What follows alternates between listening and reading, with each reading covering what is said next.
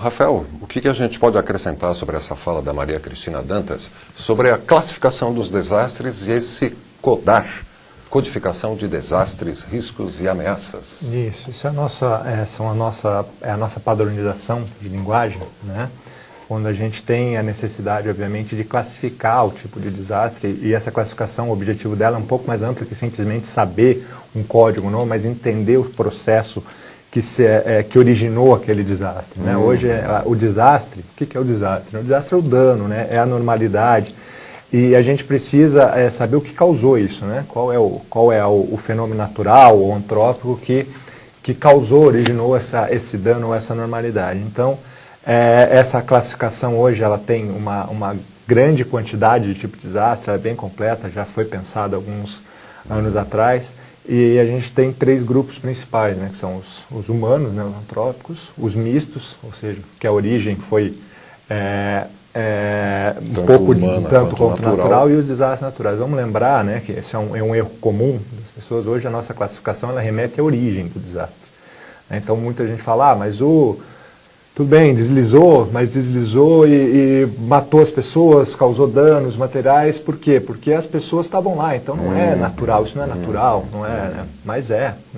A origem do fenômeno foi o excesso de chuva, saturação do solo e assim por diante, né? Quando os mistos eles têm já uma interface um pouco mais complexa. Importante disso é a gente dizer que o CODAR, ele, no material aí que vocês estão tendo acesso, vocês vão ver que a gente já apresenta, os pesquisadores, aí, os conteudistas do curso já apresentam uma nova visão, né? Uma visão que a gente tem trabalhado. Acho que o mundo hoje vive um momento diferente. Uma nova realidade. Uma nova realidade que a gente também, como órgão articulador, lá que tenta trazer o que está acontecendo de melhor para melhorar a atuação do sistema nacional. Vocês vão ver que hoje se caminha para uma classificação um pouco mais simplificada, né? Uma classificação um pouco mais limitada quanto aos desastres naturais, né? Especificamente quanto aos desastres naturais. E a gente está trabalhando nisso, consultando o sistema, trabalhando por uma alteração até do nosso CODAR, que hoje vocês vão conhecer. É importante que vocês conheçam, ele vai vigorar por muito tempo inicialmente, mas é importante conceitualmente e a gente trabalhar com calma nessa fase de transição. Muito bem.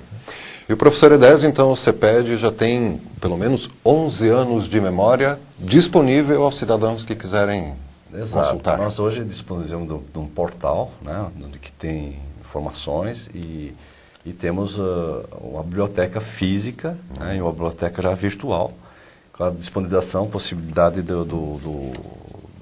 da sociedade brasileira obter informações, né? Vemos trabalhando também com algumas pesquisas, né? E de certa forma a gente já detém um certo acervo. Nessa nossa biblioteca, evidentemente, ela faz parte da Biblioteca Central da UFSC, ela está integrada. Nós conseguimos disponibilizar uma bibliotecária, uma profissional para cuidar só desse setor. Para cuidar só desse setor, que é uma preocupação. Nós, enquanto universidade, temos que estar aberto ao acesso à informação, não só da parte acadêmica, como da sociedade como um todo, né? E essa é uma das coisas que tem. Nessa nossa biblioteca, nós procuramos colocar todos os nossos acervos, desde relatórios de projetos já realizados e concluídos, né? Quando a gente fala de projeto, é a conceituação do Project Management, ou seja, é uma ação no tempo, consome tempo e recursos, ele tem começo, meio e fim, né? Mas não significa que a missão tenha fim ou você terminou o trabalho, né? Mas aquele foco, aqueles objetivos estabelecidos como um projeto foram atingidos. Então isso está disponibilizado, hoje serve como consulta tanto no meio acadêmico como no meio profissional. Né? Evidentemente que essa atuação também nos dá uma certa expertise que propicia, né, essa proximidade, essa atender a missão dos próprios CEPEDs, né, que é apoiar, ajudar junto com o sistema, né, possibilitando novos treinamentos, aumenta um pouco do conhecimento, o entendimento, a busca de algumas coisas que nós trabalhamos muito, que é o sistema de comando de operação, sistema de comando de operações, que é extremamente importante na organização, tanto da resposta como na organização, para poder fazer o enfrentamento aos desastres, né? Isso hoje já está já faz parte do sistema, através de uma portaria que normatiza, né, e possibilita organizar a sociedade no sentido de poder, eventualmente, na resposta, na preparação, poder ter uma organização que funcione e não que se crie um novo desastre em função dos atores que tem que interagir durante a resposta ao desastre. Então, a gente tem uma metas muito pretensiosas, na verdade, né, o CEPED, né, porque nós temos trabalhado o conhecimento já existente, como uma transferência para a sociedade, mas também viemos trabalhando firmemente para gerar novos conhecimentos, né? Mas o foco realmente nosso é a gestão do risco de desastre. E aí ele abre no ponto de vista teórico tanto o eixo das ameaças, né, como o eixo das vulnerabilidades. Né? Recentemente nós desenvolvemos uma pesquisa, né, até com o apoio da própria Defesa Civil Nacional, que é no eixo das vulnerabilidades, estabelecendo um índice de vulnerabilidade para a sociedade brasileira. A biblioteca está disponível no campus universitário da UFSC, na Trindade, aqui em Florianópolis, e o portal é? Não, a biblioteca ela fica junto ao CEAD, que é o Centro de Ensino à Distância da UFSC, que fica no centro. Aquele antigo prédio do MEC ali, né, que hoje é da universidade. A nossa biblioteca fica fisicamente estabelecida ali. Ou pode ser acessado e interagido através do próprio portal do CEPED, né, que é o www.ceped.ufsc.br. Tudo lá disponível. Tudo lá disponível. E o professor citou uma outra palavra que eu vou pedir para explicar, Avadan. Avadan, né, a avaliação de danos, né, que faz parte de um padrão, né, e do próprio, é uma forma de comunicação do ponto de vista legal, né, do preenchimento para a decretação que o Rafael pode até falar um pouco mais sobre isso, né, de decretação de situação de emergência ou calamidade pública, né, quer dizer, ele envolve é uma forma de comunicação oficial que nós temos. Hoje nós temos dois instrumentos padrão de comunicação, que é o NOPRED, a Notificação Preliminar de Desastres. NOPRED. Isso, que é um instrumento, né, que as defesas civis municipais trabalham já com algum tempo, né, já conhecem bem, que é onde eles notificam as primeiras ocorrências, os primeiros danos à Secretaria Nacional, né, automaticamente o instrumento também é usado pelos estados, e ele tem o NOPRED tem basicamente essa função, né, notificar preliminarmente os primeiros, ele evolui ao longo do tempo, que o desastre evolui, o cenário de desastre evolui, e por um documento oficial de avaliação dos danos, ou seja, quando o município entende que, né, voltando ao conceito de desastre, né, o dano é a normalidade que excedeu a capacidade local de resposta, né, isso é importante a gente frisar sempre, né, o município, o estado tem seu papel nisso.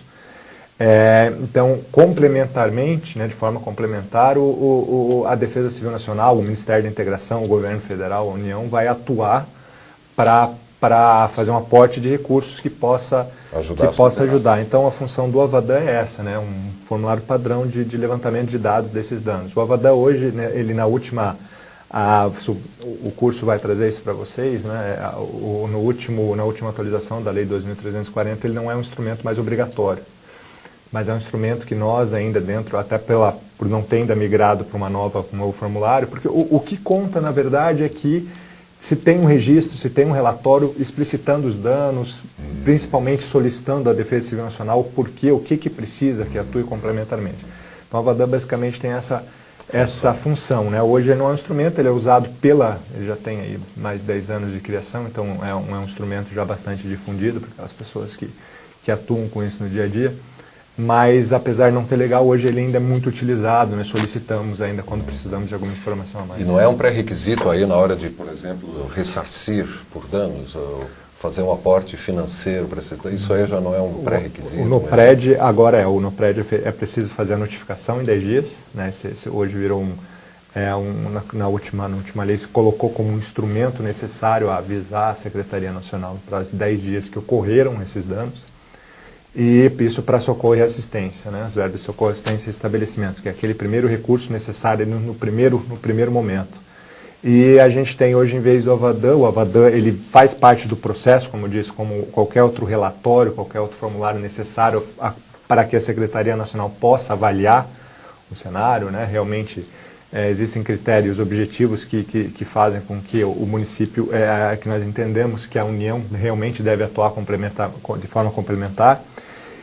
E hoje a gente tem um instrumento que é o plano de trabalho, né, que a gente vai entrar no decorrer aí ao longo do curso, que é um instrumento para se pedir verba para reconstrução, ou seja, aquele recurso específico. Muito bem, participe você desta teleconferência de abertura, desta capacitação básica em defesa civil, através do tutoria@cepedcursos.ufsc.br ou do telefone gratuito 0800 644 6106. Faça como o Roberto José Monteiro, lá de Pernambuco, que pergunta, eu acho que é mais para o Rafael essa pergunta: por que os órgãos de defesa civil estaduais não aceitam a participação de voluntários civis capacitados nas ocorrências de desastres naturais? Será que o slogan, pergunta o Roberto, defesa civil somos todos nós, não está sendo subtendido ou ignorado? Oi, Roberto, obrigado pela pergunta. Logicamente, professor, sinta-se à vontade, né, para complementar, mas a questão do voluntariado, né, é uma coisa um pouco complicada, né? Não é fácil. A gente sabe que no afã de ajudar, no momento do desastre, no momento da comoção, muitas pessoas querem ajudar. E muitas vezes, né, a pergunta vem bem direcionada, voluntário capacitado. A gente tem que entender o que é esse capacitado, né, o que representa isso, mas de uma forma geral, o que eu posso dizer? Eu não acredito que não seja permitida a participação, talvez ela tenha que ser restrita ou ordenada. Né? Eu acho que alguns estados podem ter uma estrutura, com estados que tem uma estrutura de voluntariado muito forte, outros um ponto mais fraco. Pelo nosso tamanho, do nosso país, da nossa cultura, isso varia, né? Varia.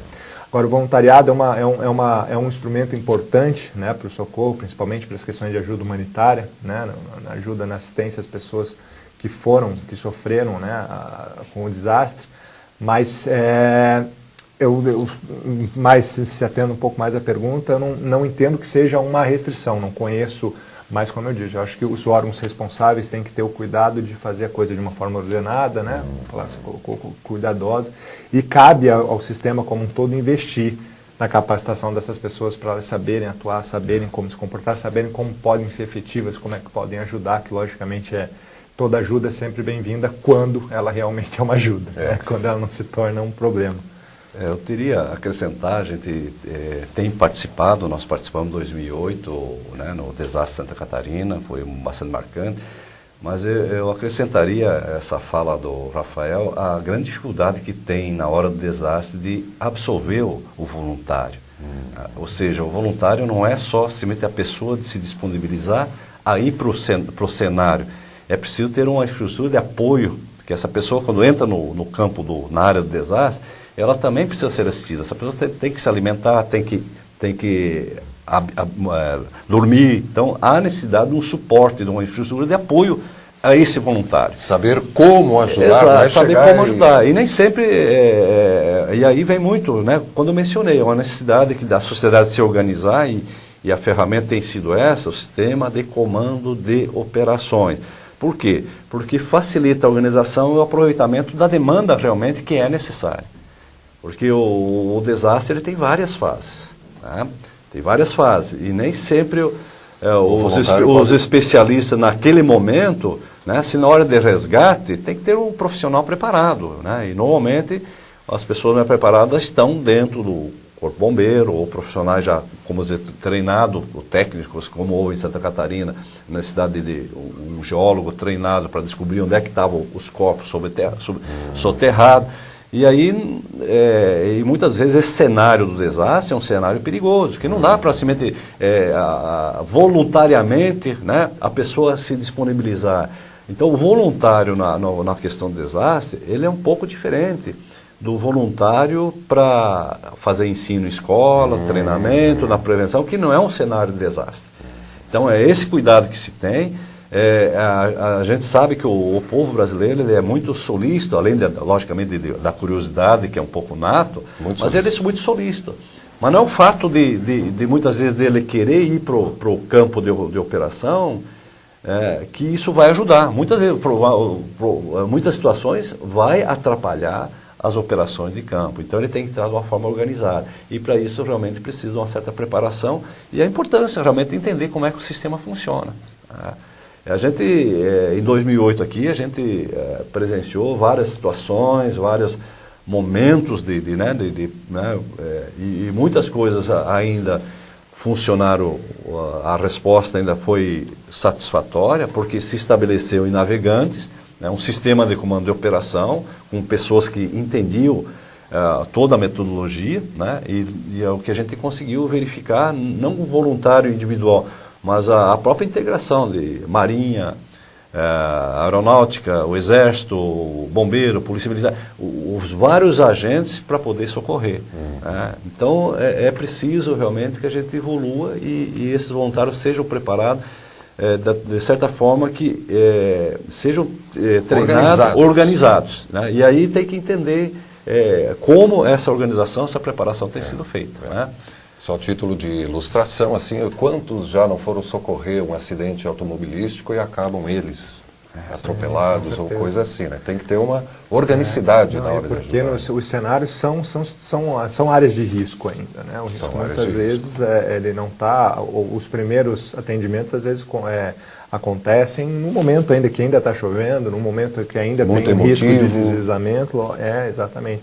Então, realmente é um assunto delicado que precisa ser bem trabalhado. Só para complementar, hoje a gente verifica, no caso, mesmo quando outro estado disponibiliza recurso humano, hoje está se colocando, a pessoa quando entra num cenário de desastre, ela tem que entrar de uma forma sustentável, ela não pode entrar de uma forma dependente, senão é mais um problema de socorro a essa pessoa. Muito bem. Pois bem, professor Edésio, chegamos ao final deste primeiro bloco. Suas considerações finais, como incentivo aí aos nossos cursistas? Bom, a gente fica muito satisfeito quando verifica essa demanda procurando as inscrições pelo curso, essa vontade de entender o cenário e a motivação do povo brasileiro em relação à questão da proteção civil.